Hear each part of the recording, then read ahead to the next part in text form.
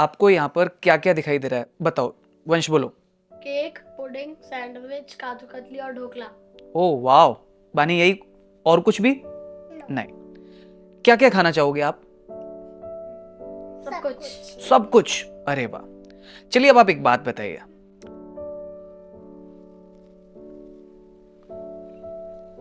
अब बोलो क्या क्या खाना चाहोगे आप? कुछ भी नहीं। अब कुछ भी नहीं खाओगे?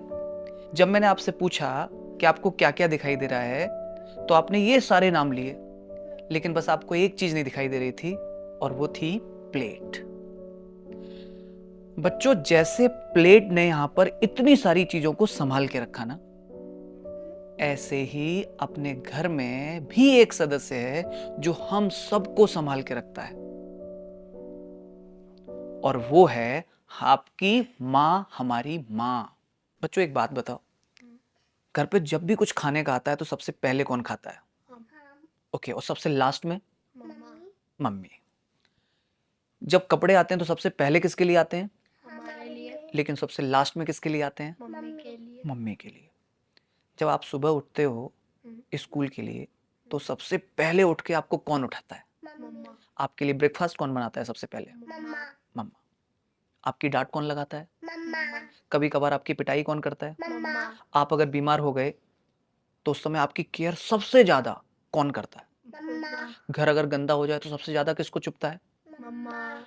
पापा के, आपके कपड़ों का ख्याल रखना, कोई चीज भूल नहीं जाओ, ऑफिस जाते समय याद दिलाना, स्कूल जाते समय आपको याद दिलाना, कौन करता है ये? मम्मा। सब मम्मा करते हैं ना। मम्मी की वैल्यू कभी पता नहीं चलती उसके बोलने से। मम्मी की सही वैल्यू पता कब चलती है? जब मम्मा चुप हो जाए, कुछ ना बोले, सोचो,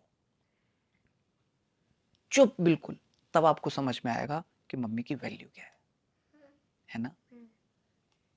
जैसे प्लेट ने इन सारी चीजों को संभाल के रखा ना, ऐसे ही पूरे घर को संभाल के रखने का काम मम्मा का होता है।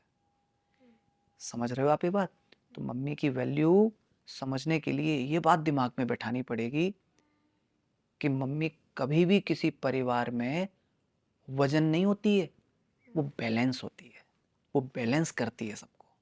ओके, इसलिए ये आपकी दादी और पापा की माँ के लिए। थैंक यू मम्मा। हाई फाइव इसी बात पर।